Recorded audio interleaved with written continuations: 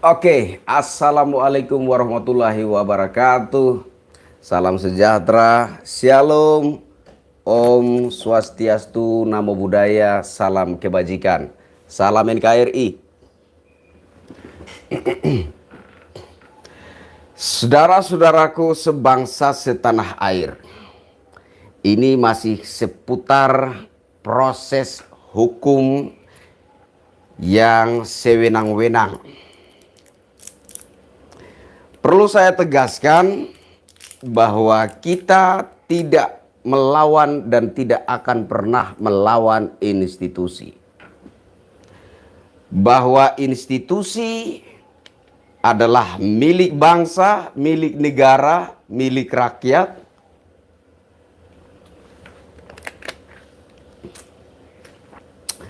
Patut kita jaga, patut kita hormati, patut kita cintai bersama-sama. Karena institusi itu milik kita, milik bangsa, milik negara. Danau 19, Jin Tomang, Jin Tamak, Rakus Kalibang. Tomang Jakpus, bukan. Tomang Jombang. Heru Kokro, semoga sehat selalu Bang Oni, Asyap, amin. Terima kasih buat doanya. Kembali doa yang sama dari saya. Caturwe, assalamualaikum, waalaikumsalam. Hajijah Bagil, salam sehat tentrem untuk Bang Kris. Asyap, terima kasih buat doanya. Doa yang sama kembali dari saya. Solin Saulin, selamat malam. Ini dari mana ya? Kalau di sini masih sore, belum malam. Iya, buat saudara-saudara di Indonesia Tengah dan Timur, selamat malam ya. Jausin 123 Sampit hadir Bang, salam NKRI. Terima kasih sudah hadir, salam buat saudara-saudara di Sampit. Maskan Arisandi tetap semangat Bang, terima kasih buat supportnya. Dah pernah ketemu Jin Tomang Bang? Jin Tomang ini kalau istilah dalam tinju adalah pukul lari, pukul menghindar. Jadi dia memukul di balik layar tanpa mau menunjukkan wujudnya seperti apa.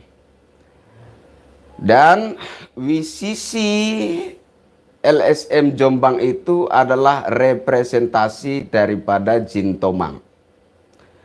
Begitu. Uun Putu Joyo warga 10 Pati hadir Bang Oni, sehat selalu dan semangat. Siap, terima kasih Pati. Salam buat saudara-saudara di Pati. Siti Amintati Purwodadi hadir. Bang Kris sehat selalu, semoga sukses perjuangannya.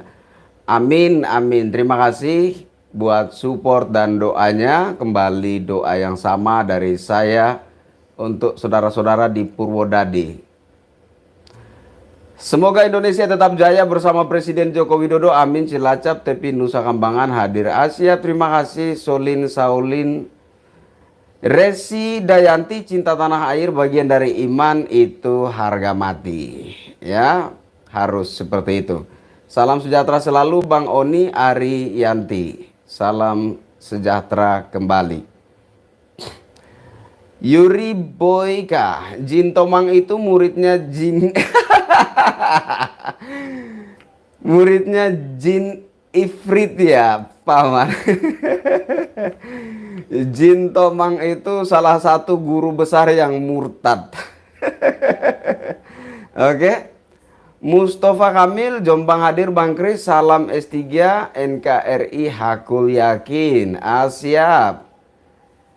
NKRI harus hakul yakin. Modsang Gibin Bilal, assalamualaikum Bang Oni, Kuala Lumpur hadir. Waalaikumsalam, tetap semangat para pejuang devisa. hormat dari saya dan saudara-saudara yang ada di tanah air. Ahas waru jaya, jaya selalu Indonesiaku. Amin, amin, amin. Banyumas hadir, sehat selalu. Bang Oni mantap. Siap, terima kasih buat support yang luar biasa dari kalian semua. Oke.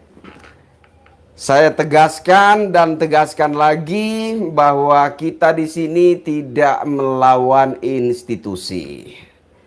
Institusi adalah milik bangsa, milik negara, milik rakyat. Patut kita jaga, patut kita hormati, dan patut kita cintai bersama-sama. Jadi kita tidak membenci institusi Polri.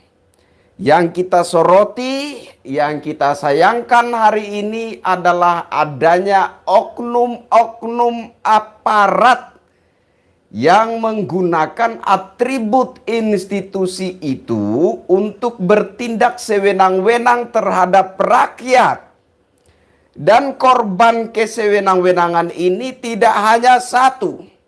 Saya yakin korban kesewenang-wenangan daripada oknum-oknum aparat ini tidak hanya satu. Saya yakin terlalu banyak yang terjadi di tanah air ini, tetapi yang kemudian muncul ke publik dan menghebohkan jagat Nusantara ini hanya beberapa saja. Termasuk kasus pembunuhan ibu dan anak di Nusa Tenggara Timur, yakni Ibu Astrid dan anaknya Lael Makabe. Termasuk kasus Brigadir J. Termasuk kasusnya Mas Beki, anak Kiai Jombang. Dan sekali lagi saya katakan bahwa kita harus melawan. Kita tidak melawan institusi. Yang kita lawan hari ini adalah kesewenang-wenangan. Proses penegakan hukum yang timpang, yang tajam ke bawah dan tumpul ke atas. Proses penegakan hukum yang direkayasa, apa yang tidak ada dibilang ada, dan yang ada dibilang tidak ada. Itulah yang kita lawan. Itulah yang kita tentang hari ini. Nah, terkait kasus Mas Beki di Jombang, Jawa Timur. Ini sudah persidangan yang ke-14. 14 apa 15? 15? 14. Ini sudah persidangan yang ke-14. Tetapi ada yang aneh sekali. Keanehan ini sudah saya ungkapkan, sudah saya utarakan di setiap topik pembahasan tentang penegakan hukum ini ya. Ada keanehan-keanehan, blunder demi blunder, yang mengarahkan kita pada suatu kesimpulan yang pasti bahwa kasus Mas Beki ini adalah rekayasa semata yang diperankan oleh berbagai pihak. Di antaranya juga ada oknum aparat penegak hukum. Yang menjadi fokus kita hari ini adalah saksi-saksi yang dihadirkan di persidangan di Pengadilan Negeri Surabaya. Yang awalnya katanya ada puluhan saksi. Lebih jelasnya 40 saksi yang diajukan oleh jaksa penuntut umum. Catatan ya. Ini dicatat. Ada 40 saksi yang diajukan oleh jaksa penuntut umum dan itu tertuang dalam BAP. Tetapi per detik ini sudah ada 10 atau 15? 16. Sudah ada 16 saksi yang dihadirkan di persidangan untuk bersaksi. Nah, mayoritas dari saksi-saksi yang dihadirkan di persidangannya Mas Beki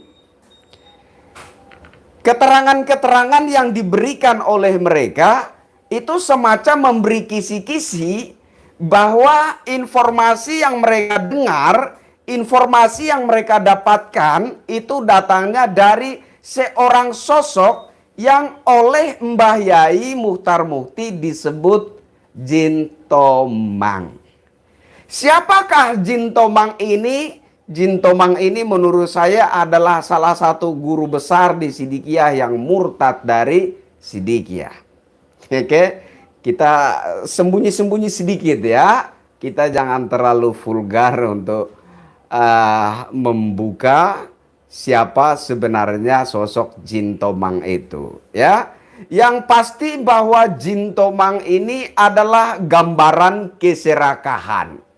Gambaran kerakusan. Begitu. Ya.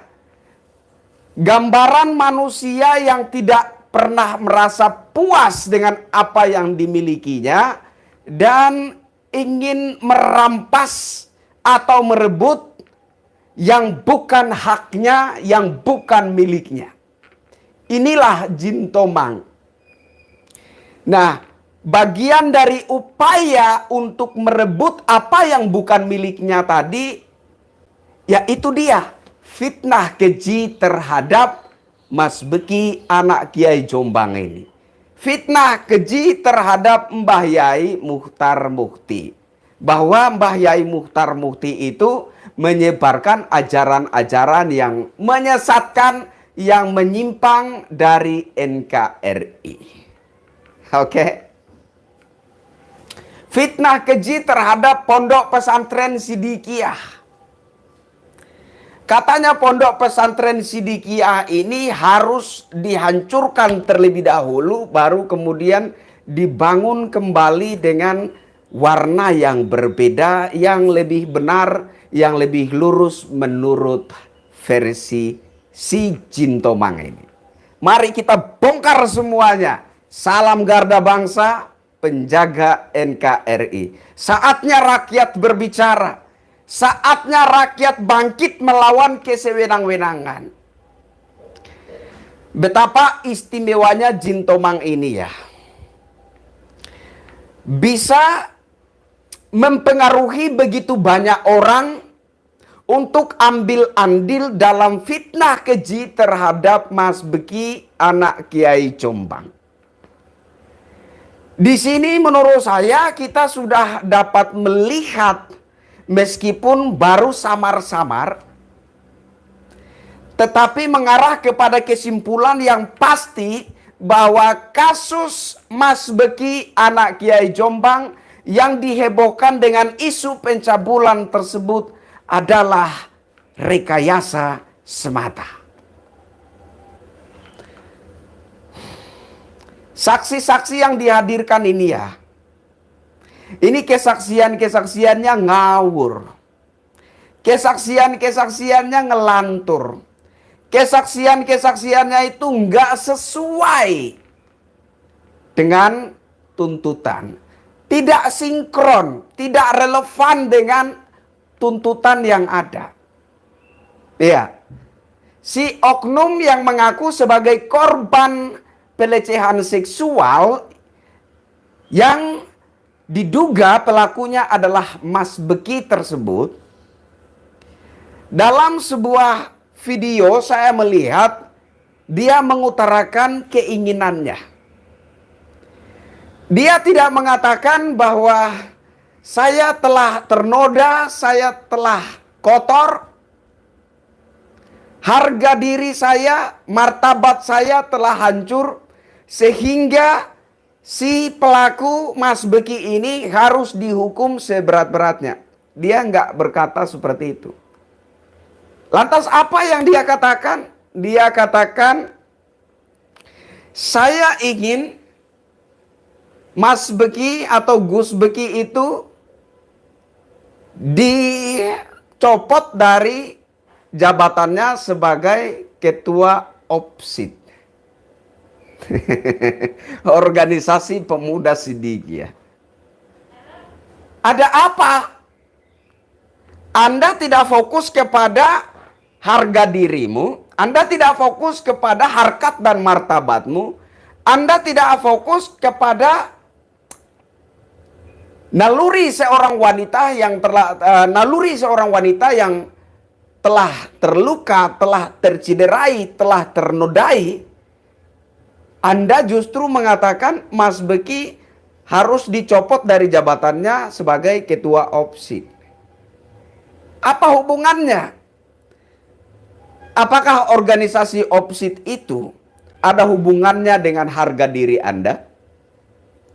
Apakah organisasi OPSID itu ada hubungannya dengan harkat dan martabat diri Anda? Apakah organisasi OPSID itu ada hubungannya dengan ternodainya harkat dan martabat seorang wanita? Enggak ada sama sekali. Lantas kenapa yang menjadi fokus pembicaraan dari si oknum wanita yang mengaku mendapat perlakuan pelecehan seksual oleh Gus Beki atau Mas Beki itu malah menuntut agar Mas Beki itu dicopot dari jabatannya sebagai ketua OPSID? Saya pikir analogi wajar adalah wanita ini merasa tersaingi dengan keberadaan Mas Beki. Analogi wajar. Ya. Jadi si wanita ini bisa saja punya ambisi menjadi ketua OPSID, tetapi karena merasa tidak mampu, maka dengan berbagai fitnah, dengan daya upaya bagaimana caranya melengsarkan pucuk pimpinan OPSID yakni Mas Beki dari jabatannya.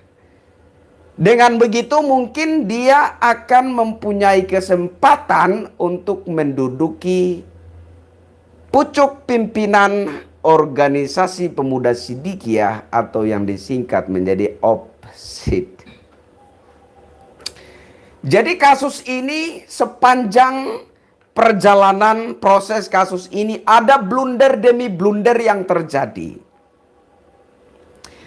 Ada keanehan demi keanehan yang terjadi.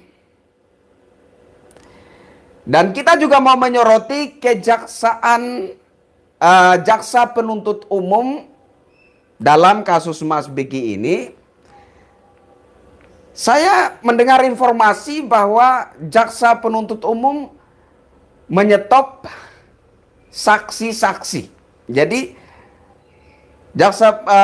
menurut jaksa penuntut umum dalam kasus Mas Beki ini 15 saksi itu sudah cukup. Kenapa cukup? Kenapa dicukupkan?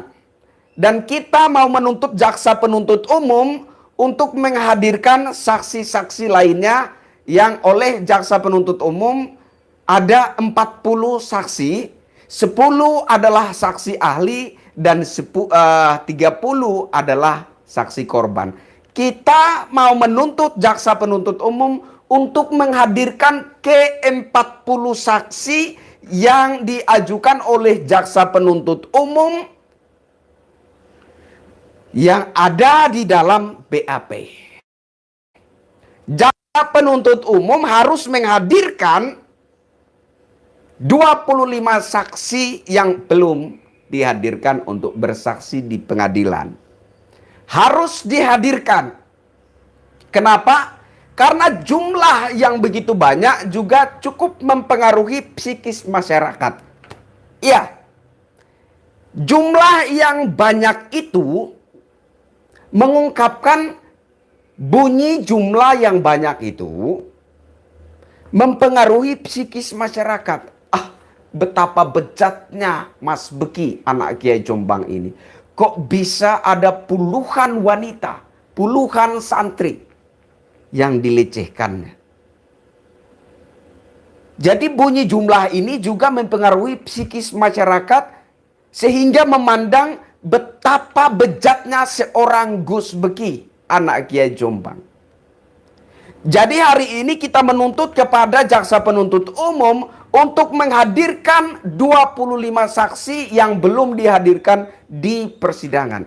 Kalau jaksa penuntut umum menyetop menghadirkan saksi-saksi ini, maka kita minta pertanggungjawaban moralnya.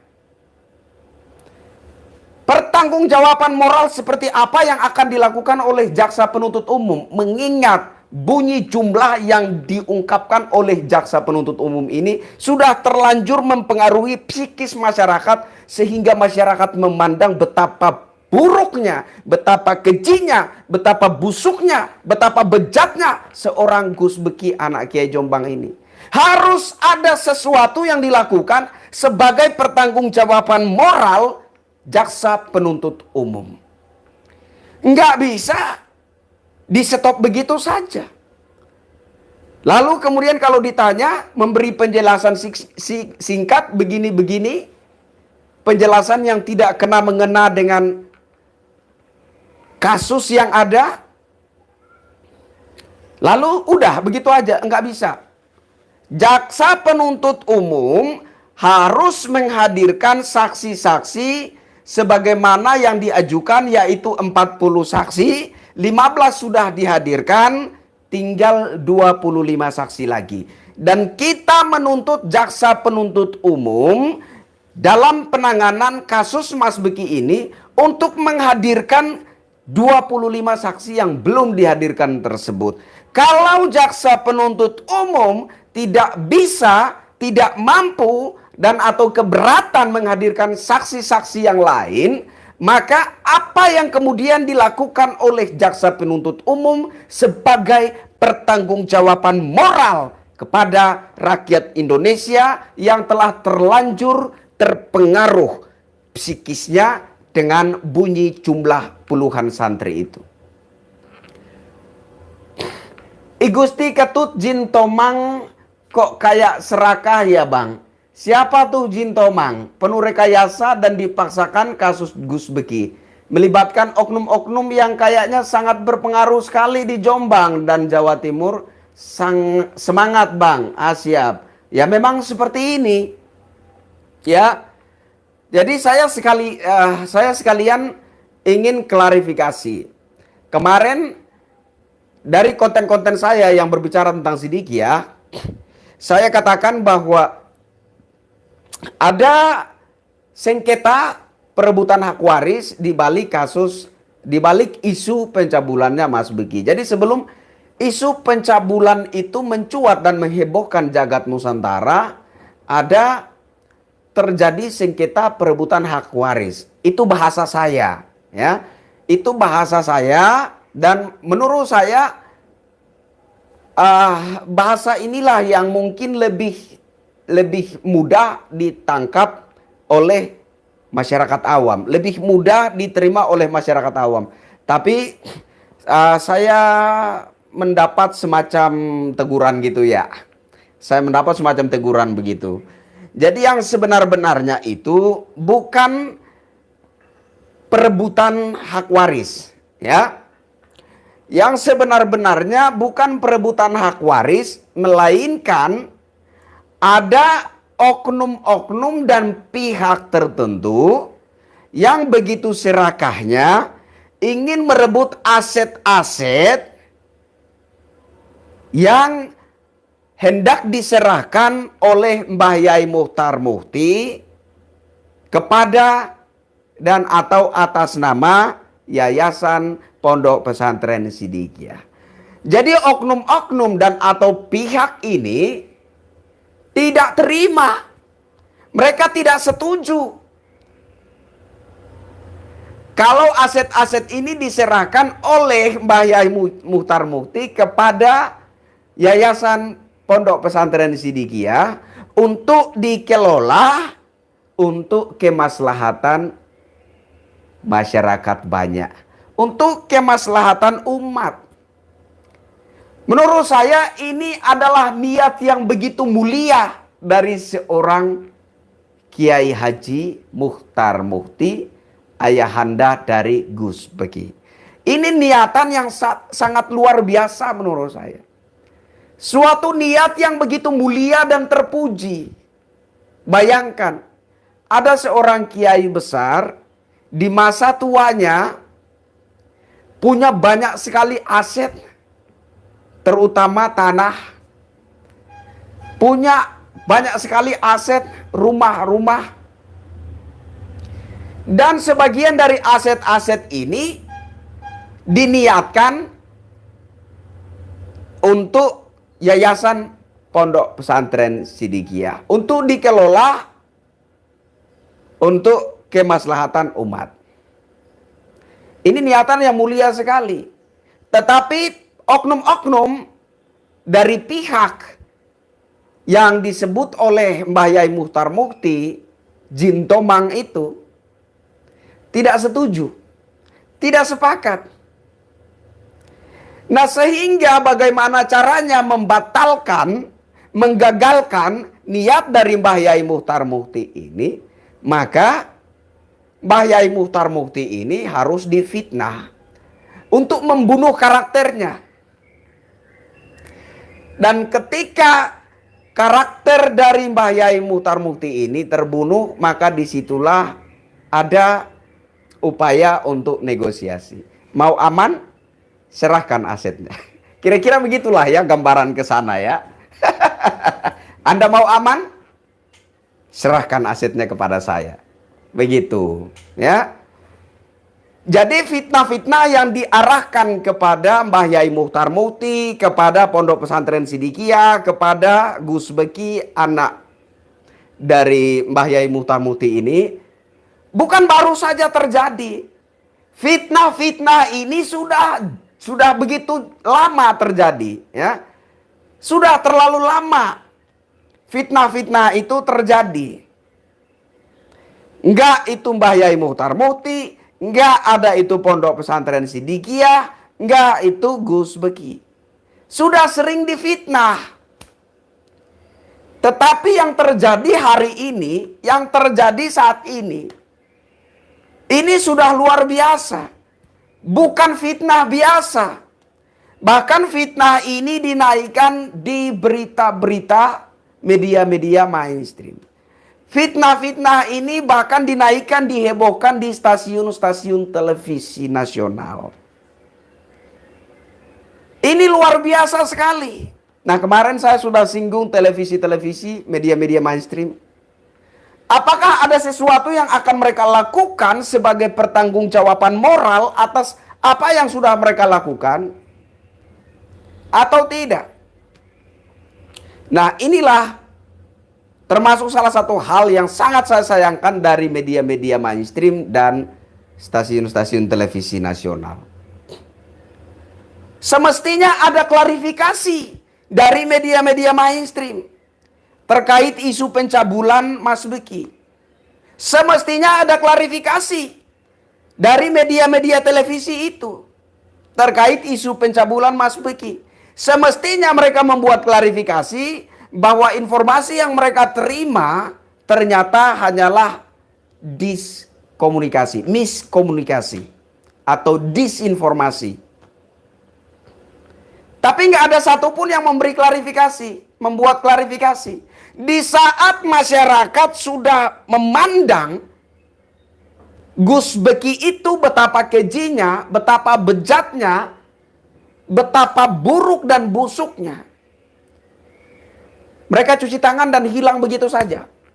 Gak ada satupun yang mau membuat klarifikasi bahwa pemberitaan-pemberitaan sebelumnya yang menghebohkan jagat Nusantara itu hanyalah sebuah miskomunikasi atau disinformasi. Apakah nanti dari pihak Pondok Pesantren Sidikiyah, apakah nanti dari pihaknya Mbah Yai Muchtar Mukti berinisiatif untuk melakukan tuntutan balik kepada media-media ini, kepada stasiun-stasiun televisi? Saya yakin tidak. Saya yakin tidak. Saya sudah bertemu langsung dengan Mbah Yai Muchtar Mukti udah 2 kali, 3 kali. Dan saya bisa merasakan betapa tulusnya sosok orang tua ini. Betapa ikhlasnya sosok orang tua ini. Dan kita tentunya menyadari bahwa berhadapan dengan orang yang tulus dan ikhlas, hati-hati.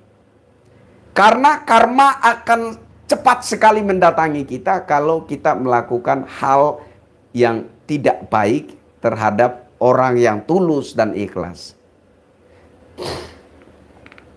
Ahmad Fatoni, Chris Oni dibayar berapa kamu sama Belek Capul? Ahmad Fatoni. Ahmad Fatoni, ini jangan-jangan si Bondet ya yang dengan channel bodong. Ini jangan-jangan si Bondet itu yang kemarin teriak-teriak di depan Pengadilan Negeri Surabaya, kami akan mengawal kasus pencabulan ini. Kami berharap oknum pelaku kekerasan seksual itu dihukum seberat-beratnya. Ternyata yang teriak-teriak itu adalah seorang Bondet. Tahu Bondet? Saya udah ngomong kemarin ya. Saya juga baru tahu dari orang-orang di sini. Kasih tahu artinya. Bondet. Bondet itu adalah orang yang pernah ketangkap basah tidur dengan istri orang. Masuk akal sedikitlah kamu. Kamu tiduri istri orang, ya suaminya lagi merantau, bagaimana supaya mengangkat kehidupan ekonomi keluarga, lagi susah payah di luar negeri sana, dan kamu seenak-enaknya datang tiduri istrinya, dan naasnya ketangkap basah oleh warga. Terus kemudian kamu muncul di depan Pengadilan Negeri Surabaya dan teriak, hukum seberat-beratnya pelaku pelecehan seksual. Otakmu rusak. Iya, otakmu itu rusak. Bawa ke tukang servis atau tukar tambah otakmu. Adi Supriyatna, hahaha, ada yang panas. Jangkar Wetan, Mas Beki di penjara karena rekayasa ya. Ya, itu yang kita lihat hari ini. Ma'azatul kan masih dipingit di penjara. Ini kurang jelas. Ini coba diperjelas komentarnya. Wiwik Pujiastutik, Lumajang hadir Bang Oni, salam S3, semangat, semangat dan terus semangat. Siap, pasti. Ya, demi kebenaran, demi keadilan bagi rakyat yang tertindas oleh kesewenang-wenangan, kita tidak akan berhenti. Kita tidak akan mundur. 1 senti pun nggak mau saya mundur. Ya. Bahkan sebuah pucuk senjata diarahkan ke leher saya dan menyuruh saya mundur. Saya lebih ikhlas nyawa saya direnggut daripada saya harus mundur dari koridor kebenaran.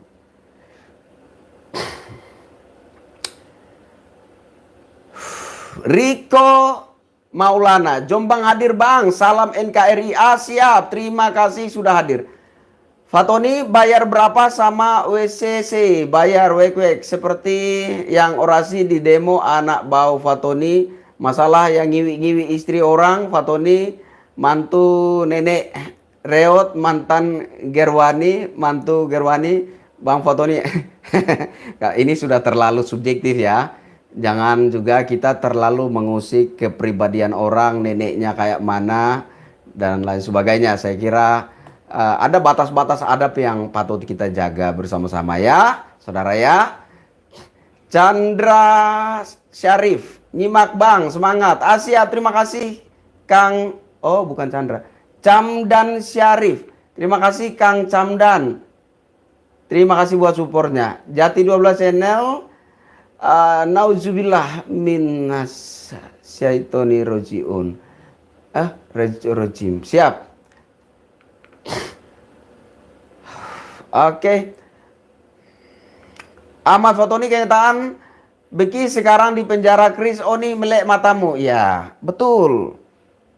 Betul sekali katamu itu. Ya. Kenyataannya Mas Beki sekarang ada ditahan. Itu kenyataannya.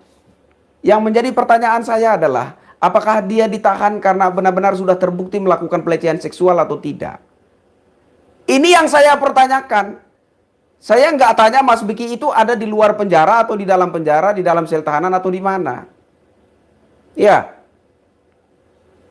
Yang saya bicarakan hari ini adalah apakah kasus yang menyeret Mas Beki ini adalah kasus yang real, kasus yang nyata, atau kasus rekayasa.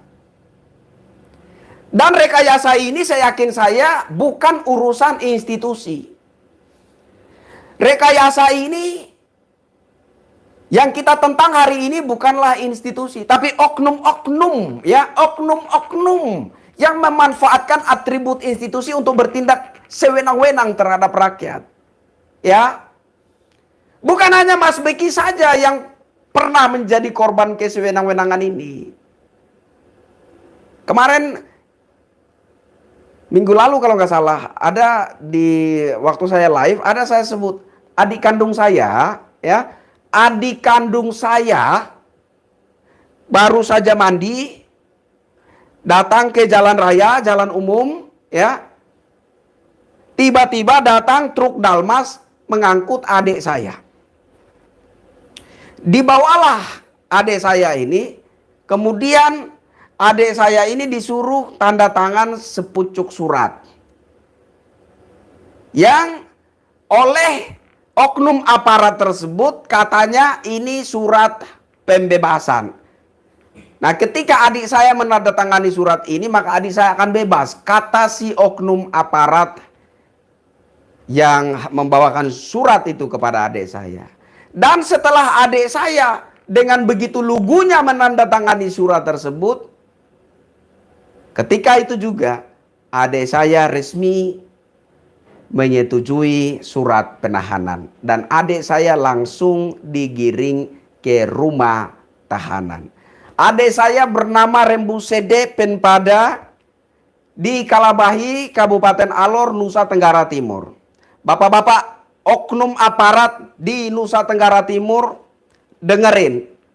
Ya, saya tidak dendam terhadap bapak-bapak.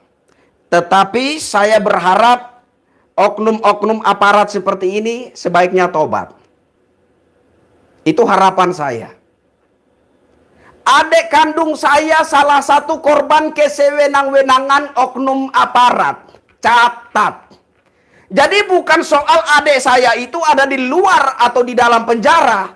Tetapi apakah adik saya itu diseret benar-benar atas suatu kasus yang nyata atau suatu kasus yang diada-adain.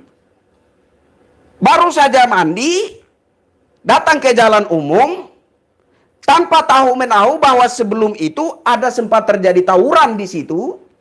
Adik saya sementara berdiri, tiba-tiba datang truk Dalmas mengangkut adik saya dan dibawa pergi. Logikanya, kalau adik saya adalah pelaku tawuran, adik saya tidak mungkin berdiri di situ. Bagaimana mungkin seseorang terlibat dalam sebuah tawuran, lalu dia diam-diam saja di situ ketika datang aparat penegak hukum? Ini terjadi, ini ada, bukan tidak ada. Itu ada seorang saudara di Sumba Tengah kemarin yang sempat saya singgung juga. Diduga mencuri kambing orang. Tiba-tiba dijemput oleh oknum-oknum aparat penegak hukum di sana. Oknum-oknum aparat polisi di sana. Orang tuanya nggak ada siapa-siapa di situ. Dia kebetulan lagi sendiri di rumah dan tiba-tiba dijemput oleh aparat kepolisian. Dibawalah ke polsek dan besoknya orang tuanya menerima informasi anaknya mati dalam sel tahanan. Ini ada. Ya. Kesewenang-wenangan yang dilakukan oleh oknum-oknum aparat ini ada, Pak, bukan tidak ada. Jadi bukan soal kenyataan orang itu di luar atau di dalam sel tahanan, di luar atau di dalam penjara. Yang kita bicarakan hari ini adalah apakah seseorang itu diseret benar-benar atas suatu dasar fakta ataukah rekayasa. Dan ini Mas Beki di persidangan yang ke-14, keterangan dari saksi yang dihadirkan itu tidak beda-beda jauh dengan keterangan dari saksi-saksi sebelumnya. Yang mana keterangan mereka itu merujuk kepada suatu kesimpulan bahwa informasi awal itu mereka terima dari seorang sosok yang bernama Cintomang. Nah, kenapa kemudian jaksa penuntut umum memberhentikan menghadirkan saksi-saksi yang lain? Kenapa tidak dihadirkan semua? Takut rahasianya kebongkar? Takut ketahuan bahwa kasus ini rekayasa? Karena saksi-saksi yang sudah dihadirkan ternyata blunder. Takut. Kita mau minta dengan hormat kepada jaksa penuntut umum untuk saksi-saksi yang 25 itu yang belum dihadirkan, hadirkan semua. Hadirkan semua itu. Kan puluhan katanya, 40. Hadirkan semua. Kita mau dengar seperti apa keterangan yang akan mereka berikan. Apakah mereka akan mengatakan saya ada di tempat itu melihat, mendengar, dan merasakan? Ataukah sama juga dengan saksi-saksi terdahulu yang sudah memberi keterangan? Bahwa saya mendengar desas-desus begini, saya tanya kepada teman saya ya via WhatsApp. Kemudian kami janjian ketemu di warung kopi dan kami ngobrol-ngobrol begini. Ini kacau. Ada juga yang begini dihadirkan sebagai saksi di persidangan.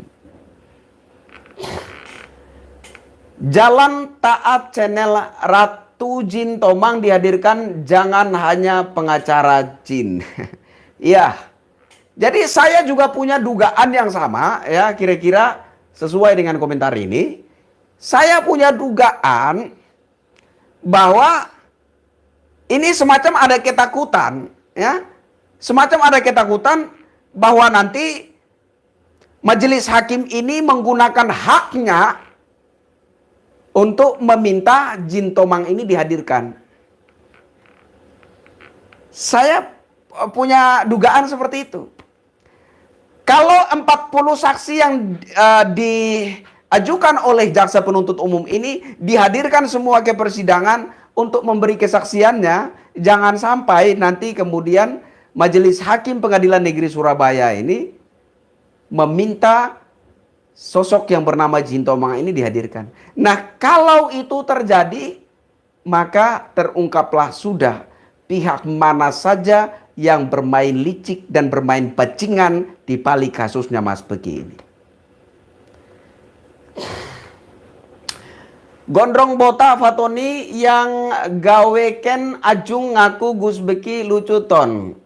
Ngan benda tumpul Fatoni yang masuk ke astaga. Saya belum cukup umur jadi ngomongnya jangan vulgar begini dong. Arya Pengasang maaf kepanasan ada yang pro NKRI. Jati dola sena abah soel akal-akalne saitoni. Gondrong Bota Fatoni ngawe aduh. Murid teladan Ibu Rohani Bang Oni. Hai. Ada orang yang mengaku dirinya itu sebagai Ibu Rohani. Ya. Kemudian memberikan ajaran-ajaran yang menyimpang dari ajaran agama Islam dan bertentangan dengan ideologi bangsa Indonesia. Yang anehnya orang ini menyampaikan ajaran-ajaran itu kepada orang-orang yang datang ke dia. Bahwa ajaran ini adalah ajarannya Mbah Yai Muchtar Muti. Ini salah satu fitnah nih ya. Salah satu fitnah terhadap Mbah Yai Muchtar Muti. Ya. Jadi si Ibu Rohani yang dimaksud di situ itulah sebenar-benarnya Jin Tomang. Itu ya. Oke, jangkar wetan. Takutlah Bang, kebongkar semua itu. Palsu, hakim, jaksa, bisa jadi itu oknum bayaran. Ya kita nggak tahu. Intinya hanya mereka dan Tuhan saja yang tahu semuanya. Tetapi yang ingin saya ingatkan buat mereka adalah bahwa rakyat itu tidak goblok-goblok amat. Ya. Rakyat itu tidak bodoh-bodoh amat untuk dibodoh-bodohi. Iya. Jadi tolonglah bahwa kalau permainan hukumnya itu sudah kelihatan oleh masyarakat, sadar-sadarlah untuk bisa mengendalikan diri. Jangan sampai blunder-blunder itu terus terjadi dan kita menjadi bulan-bulanan rakyat. Izin minum dulu ya.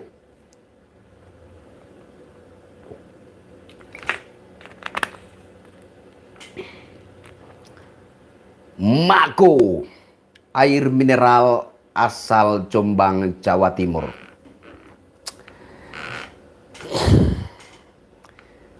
Ngiklan ya, ngiklan enggak ngiklan. Hajijah Bagil, Jintomang Gerwani PKI astaga, jangan sampai bawa-bawa ke sana ya, saya nggak mau ya. Jangan bawa-bawa PKO, PKI segala macam atau PKS, jangan ya, jangan. Oke. Nah, Yudi Ibu Ruhani bin Jintomang. Pak Jarudin Karawang hadir. Salam atas berkat rahmat Allah yang Maha Kuasa. Bang Oni, Jintomang dan pengikutnya adalah pasukan peta. Pengkhianat pada beliau mursyid titik. Siap. Ya, memang menurut saya juga mereka itu adalah pengkhianat ya. Mereka itu adalah pengkhianatnya Mbah Yai atau sang mursyid Muhammad Mukhtar Mukti. Ahmad Fatoni, Kris buzzer bayaran pembela cabul. Enggak. Saya buzzer tapi bukan buzzer bayaran. Kalau Anda itu salah satu buzzer bayaran, ajak saya dong masuk ya. Saya mau jadi buzzer bayaran loh, sumpah. Emang gue nggak mau duit apa? Mau. Jadi kalau si Ahmad Fatoni ini, ya jangan-jangan si Ahmad Fatoni ini si itu ya. Si siapa itu ya? Si Bondet itu ya. Yang teriak-teriak di depan Pengadilan Negeri Surabaya itu ya. Lawan kekerasan seksual. Tapi jangan lawan saya karena saya hanya nidurin istri orang.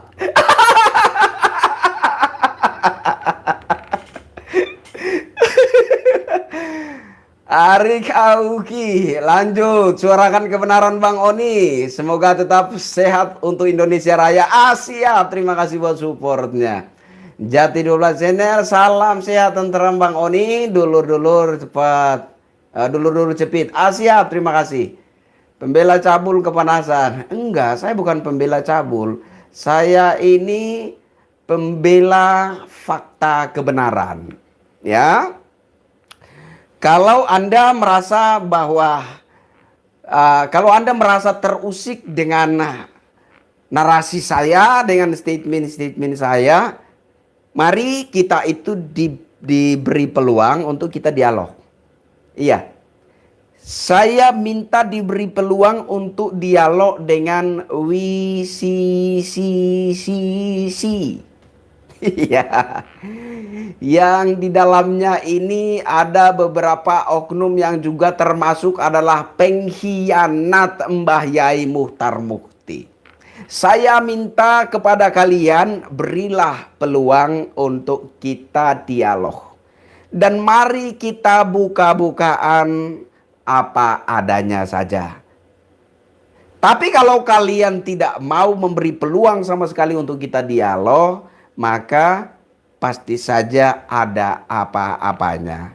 Jadi apakah sayalah buzzer bayaran atau kalian itulah yang sebenarnya adalah orang-orang bayaran yang setiap minggu diperbaharui kontraknya.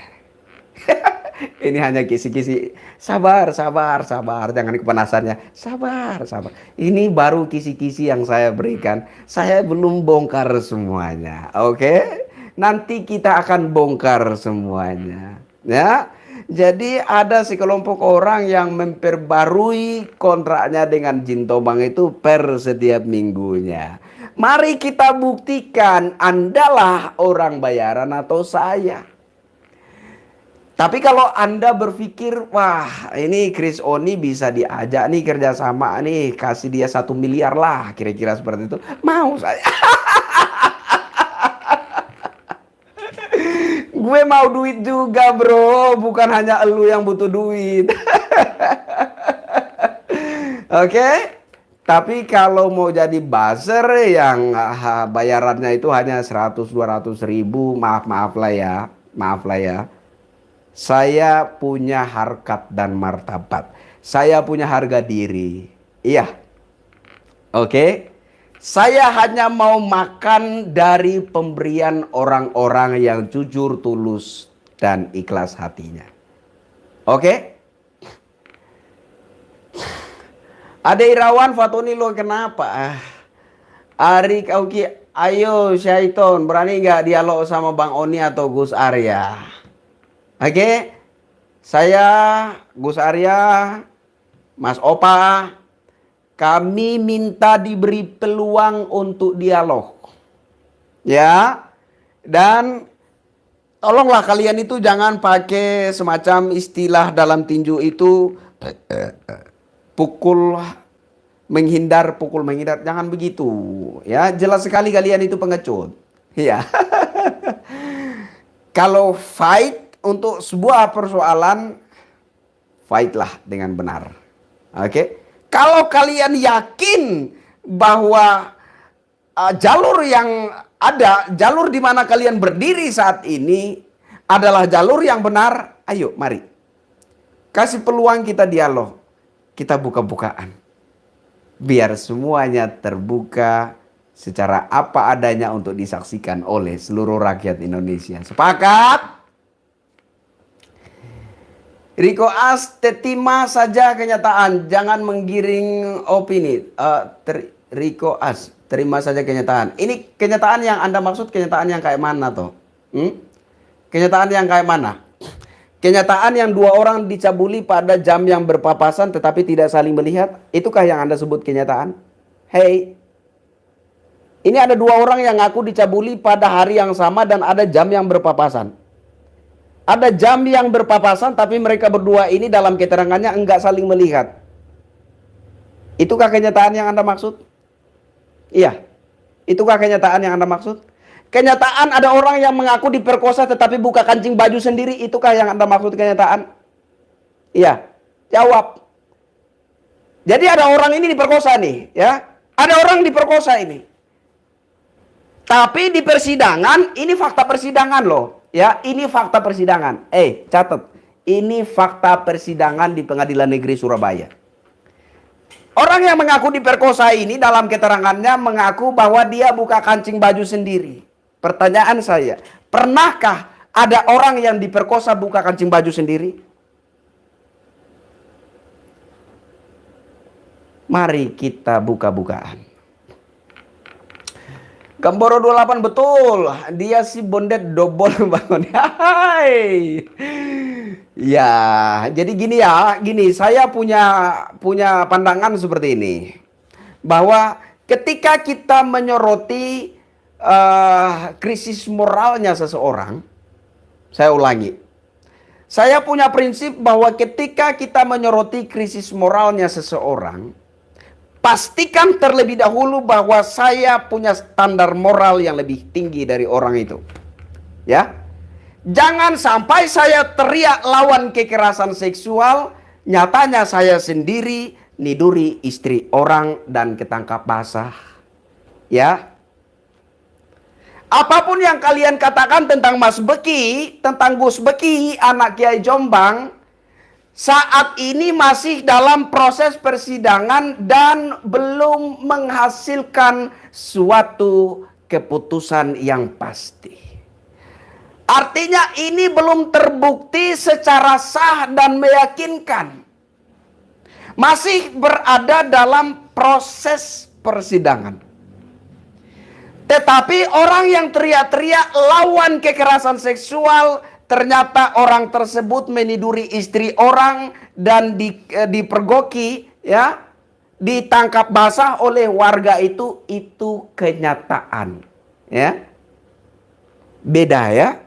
Yang satu masih dalam proses, belum terbukti secara sah dan meyakinkan apakah dia melakukan tindakan pelecehan seksual atau tidak. Yang satu yang teriak-teriak lawan kekerasan seksual ternyata meniduri istri orang dan ketangkap basah oleh warga, itu pasti.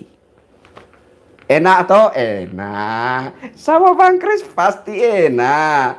Semakin kepancing semakin enak. 6. Soekarno Fadilah. Ada 2 orang teman saya yang ikut gerombolan. Nah, oke. Jangkar Wetan Doso alias Dasa itu mantan jaksa yang sekarang mendekengi rekayasa. Mendekengi atau membekengi? Oke. Ya, entahlah bahwa ada backing-backingan di balik kasus yang dapat kita lihat bahwa adanya rekayasa di sana ini. Apakah benar ada yang membacking di balik semua ini? Ya saya juga nggak tahu. Intinya bahwa saya ngomong yang valid-valid aja ya. Pengacaranya Mas Begi pernah mengungkapkan, ya, memberi kisi-kisi 303. Nah, ini salah satu yang ingin saya tanyakan kepada beliau, kepada pengacaranya Mas Begi ini kalau ketemu nanti, ya. Apakah yang dimaksud isu 303 itu adalah Mr. Sambo ataukah para apa ya? Ya gitulah, ataukah orang-orang yang satu jaringan dengan Sambo gitu. Nanti kita pastikan kalau kita ketemu dengan Pak pengacara Gede Pasek Suardika. Oke. Jadi kalau memang benar bahwa ada indikasi backing-backingan di balik kasus rekayasanya Mas Beki, ya mungkin saja ada. Gitu ya, saudara ya. Mungkin saja ada, tetapi kita juga jangan langsung berbicara seolah-olah kita sudah memastikan bahwa itu ada, karena segala sesuatu yang kita bicarakan di publik kalau itu dipersoalkan maka kita akan dituntut untuk membuktikan itu. Nah, ketika kita tidak mampu membuktikan itu maka kita otomatis berada di posisi yang salah dan siap menjadi orang hukuman. Oke. Satrio Peningit Pekalongan hadir, Bang Kris. Salam NKRI siap, terima kasih. Kang Satrio dari Pekalongan. Salam untuk saudara-saudara di Pekalongan. Arek Jombang intinya bahwa pengikut Jin Tomang ikut pekok. Oke. Ade Irawan, cocot lo fotonya. Aduh. Ini siapa Fatoni ini meramaikan sekali ya. Oke, saudara-saudaraku sebangsa setanah air. Ya, jadi kira-kira sekian yang ingin saya soroti hari ini. Intinya bahwa saya ingin menuntut jaksa penuntut umum untuk menghadirkan 25 saksi yang belum dihadirkan di persidangan. Ya. Saya meminta kepada jaksa penuntut umum untuk menghadirkan ini 25 orang ini. Karena kalau ini tidak dihadirkan, ini jelas akan menjadi tanda tanya. Ada apa dengan jaksa penuntut umum ini? Takut kalau rekayasanya kebongkar habis, ataukah seperti apa? Ya. Tetapi kemudian kalau memang sudah positif bahwa dicukupkan saja 15 saksi yang dihadirkan di Pengadilan Negeri Surabaya itu dan tidak perlu ditambah lagi, maka jaksa penuntut umum juga harus memberikan suatu klarifikasi untuk membersihkan, ya, membersihkan psikis masyarakat ini, ya, karena masyarakat ini sudah terlanjur terpengaruh psikisnya, sudah terlanjur terpengaruh otaknya, cara pandangnya. Dengan jumlah yang diumumkan puluhan saksi korban yang akan dihadirkan di persidangan. Jadi isu puluhan ini sebelumnya juga sudah heboh ya. Ada puluhan korban santri yang mana kemudian menjadi 11 santri nantinya menjadi 5 santri, dan terakhir menjadi 1 santri yang mengaku sebagai korban. Dan kemudian ketika kasus ini sudah dilimpahkan ke kejaksaan, jaksa penuntut umum mengatakan bahwa ada puluhan saksi, atau lebih jelasnya 40 saksi, 10 diantaranya adalah saksi ahli dan 30 lainnya adalah saksi korban. Nyatanya baru 15 saksi dihadirkan di persidangan, ya. Baru 15 saksi dihadirkan di persidangan. Jaksa penuntut umumnya mengatakan bahwa 15 saksi itu sudah cukup.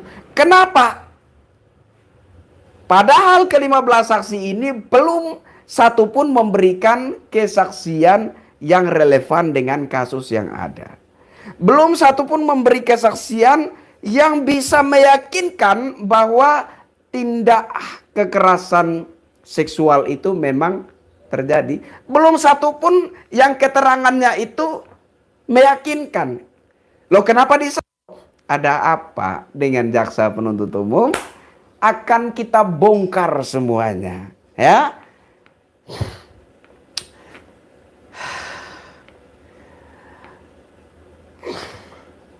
Santri Fatul lanjutkan, Bang. Ante-ante jin tomang kemana? Siap. Siap dilanjut. Walah Fatoni jin tomang keluar sekarang. Lah Fatoni dibayar berapa buat bela jin tomang? Udah, jangan saling serang menyerang dengan cara itu ya. Tapi nggak apa-apa juga. Cuma saya selalu katakan bahwa hati-hati dalam mengutarakan pendapat, karena pendapat kita yang berbasis kalau pendapat kita itu adalah sebuah hoax, maka kita ada konsekuensi hukum yang akan kita terima. Yudi, bintang-bintang saja gugur, jangankan cecungok jin. Ini mungkin maksudnya ini kebalik ya, narasinya kebalik ya. Bintang-bintang saja gugur, apalagi cecungok jin tomang. Mungkin begitu maksudnya ya. Jadi ini saya ulangi. Sebelum isu pencabulan yang menodai nama baiknya Mas Biki ini mencuat menghebohkan jagat Nusantara, Mbah Yai Muhtar Muhti pernah mengatakan bahwa ketika matahari itu diusik maka bintang-bintang akan berjatuhan. Nah, ini yang bisa mengartikannya secara sempurna dan secara utuh ini hanyalah orang-orang yang sudah berada di level dimensi yang lebih tinggi ya. Saya belum sampai ke level dimensi tersebut. Tetapi saya coba memaknai kata bintang-bintang berjatuhan. Setelah kasusnya Mas Beki, isu pencabulan ini menghebohkan jagat Nusantara. 1 hari setelah itu meledaklah kasus Brigadir J, yang saat ini terduga atau tersangka utamanya adalah mantan Kadif Propam Irjen Verdi Sambo dan istrinya. Kemudian pada persidangan ke-9 kalau saya nggak salah, pengacaranya Mas Beki mengatakan kita tahulah ada siapa di balik semua itu. Ada 303. Paham? Paham ya? Jadi ketika matahari itu diusik, sudah berapa bintang yang gugur nih? Oke. Dan masih akan ada lagi bintang-bintang yang gugur. Ke depan masih akan ada lagi bintang-bintang yang berguguran. Ada bintang-bintang yang berguguran dan ada orang-orang yang baru keluar dari kebun singkong menjadi bintang. Salah satunya adalah Bang Deolipa. Keluar dari kampung jadi bintang dan saat ini dikagumi rakyat. Berani, cerdas, dan tidak pernah takut melawan orang-orang kuat. Bang Deolipa. Satu lagi tapi menurut saya yang ini sudah agak terkenal sebelumnya, yaitu Pak Komarudin. Ya. Ini calon-calon bintang nanti. Percaya kata-kata saya. Orang-orang yang berani berbenturan dengan orang-orang kuat, berbenturan dengan para pemangku kepentingan, ini adalah calon-calon bintang ke depan. Catat kata-kata saya. Tidak menutup kemungkinan saya juga bakalan jadi bintang. Amin, amin, amin, amin. Ngamboro 28 Rudi S. Kamri saat ini lagi jadi polisi tidur. Udah ya. Kita kasih kesempatan untuk abang kita Rudi Kamri. Semoga beliau segera sadar dan tobat dan kembali ke koridor kebenaran. Sepakat ya. Karena setiap orang harus punya kesempatan yang sama untuk berubah ke arah yang lebih baik. Siapa tahu saja dia cuma sekedar khilaf. Dan kalau benar-benar dia hanya sekedar khilaf, maka kita berharap dia sadar, kemudian membuat klarifikasi dan juga permohonan maaf yang dialamatkan kepada Mas Beki, kepada Mbah Yai Muhtar Mukti, dan secara umumnya kepada warga Sidikiyah. Saya berharap seperti itu ya. Oke, saudara-saudaraku, saya kira cukup dulu perjumpaan kita hari ini. Kita akan berjumpa lagi di kesempatan yang akan datang, entah dalam topik yang sama atau topik yang berbeda. Kita lihat saja nanti perkembangannya seperti apa. Saya Krisyanto Yenoni mohon pamit undur diri. Wassalamualaikum warahmatullahi wabarakatuh. Salam sejahtera, shalom. Om Santi Santi, Santi Om, Namo Buddhaya, salam kebajikan. Salam NKRI, salam Garda Bangsa, penjaga NKRI tidak takut melawan kezaliman. Merdeka!